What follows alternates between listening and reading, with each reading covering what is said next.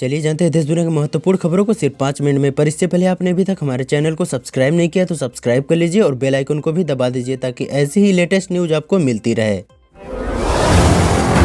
मंत्रिमंडल विस्तार के बाद मोहन कैबिनेट में 25 जिलों का प्रतिनिधित्व हो गया, जिसमें भोपाल, इंदौर, दामोह, नरसिंहपुर और रामगढ़ जिलों से दो मंत्री बनाए गए, जबकि विदिशा, सीहोर, खंडवा, बुरहानपुर, देवास, बैतूल और नीमच जिलों की सभी विधानसभा सीटों पर किसी को मंत्रिमंडल में स्थान नहीं मिला। उत्तराखंड के सीएम पुष्कर सिंह धामी ने कहा कि समान नागरिक संहिता की रिपोर्ट प्रस्तुत करने के लिए जो कमेटी गठित की गई थी उसने अपना कार्य पूरा कर लिया है, जिसे नए साल में लागू किया जाएगा। मुख्यमंत्री ने कहा कि सरकार ने 2.5 वर्षों में कई महत्वपूर्ण निर्णय लिए हैं, जिसके अंतर्गत राज्य में नकल विरोधी कानून भी शामिल है। मंगलवार तड़के जम्मू और कश्मीर के किश्तवाड़ जिले में लगा भूकंप का तेज झटका, जिसकी तीव्रता रिक्टर स्केल पर 3.7 मापी गई। नेशनल सेंटर फॉर सिस्मोलॉजी ने जानकारी दी कि भूकंप देर रात करीब 1:10 पर आया, जिसका केंद्र 5 किलोमीटर की गहराई पर था।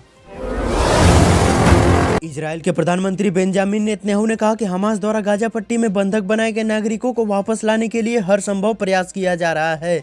नेतन्याहू ने कहा कि इजराइल की जीत तक हमारी कार्रवाई जारी रहेगी। इस बीच विश्व स्वास्थ्य संगठन ने गाजा में शरणार्थी शिविर पर हमले की निंदा की तथा एक अस्पताल का दौरा भी किया।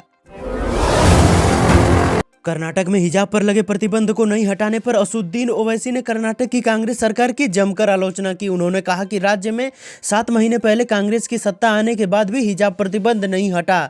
ओवैसी ने कहा कि आदेश जारी करने में सिर्फ 30 मिनट का समय लगता है। प्रवर्तन निदेशालय ने स्मार्टफोन निर्माता वीवो इंडिया के 3 अधिकारियों को पिछले हफ्ते धन शोधन मामले में गिरफ्तार कर लिया, जिस पर चीन ने सोमवार को कहा कि वह भारत में वीवो के लिए काम कर रहे गिरफ्तार कर्मचारियों को राजनयिक सुरक्षा और सहायता प्रदान करेगा तथा उनके हितों के रक्षा के लिए हर संभव मदद की प्रतिबद्धता जताई। नए साल से पहले बिहार और कर्नाटक को बड़ी सौगात मिलने जा रही है। प्रधानमंत्री नरेंद्र मोदी 30 दिसंबर को एक साथ 2 अमृत भारत एक्सप्रेस ट्रेनों को हरी झंडी दिखाएंगे, जिसमें पहली अमृत भारत ट्रेन अयोध्या होते हुए दिल्ली से दरभंगा को जाएगी, वहीं दूसरी अमृत भारत एक्सप्रेस ट्रेन मालदा से बेंगलुरु को जाएगी। केंद्रीय खेल मंत्रालय के द्वारा भारतीय कुश्ती संघ को भंग करने के मामले को लेकर प्रियंका गांधी ने केंद्र सरकार पर किया हमला। कहा भाजपा सरकार कुश्ती संघ को भंग करने की झूठी खबर फैला रही है।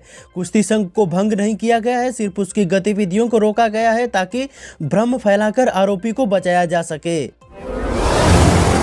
गाजा में इजराइल हमास जंग के बीच ईरान को लगा बड़ा झटका। इजराइल ने ईरान के टॉप मिलिट्री कमांडर सैयद रजा मौलवी को एयर स्ट्राइक में मार गिराया। जिस अटैक में ईरान के रिवॉल्यूशनरी गार्ड के कमांडर की जान गई, उसे सीरिया के दमिश्क में अंजाम दिया गया। फ्रांस की राजधानी पेरिस के पास एक एयरपोर्ट पर मानव तस्करी के आरोप में पिछले 4 दिनों से फंसी फ्लाइट भारत में लैंड कर गई, जिसमें ज्यादातर यात्री भारतीय हैं, जो संयुक्त अरब अमीरात के दुबई से 303 यात्रियों को लेकर निकारागुआ को जा रही थी।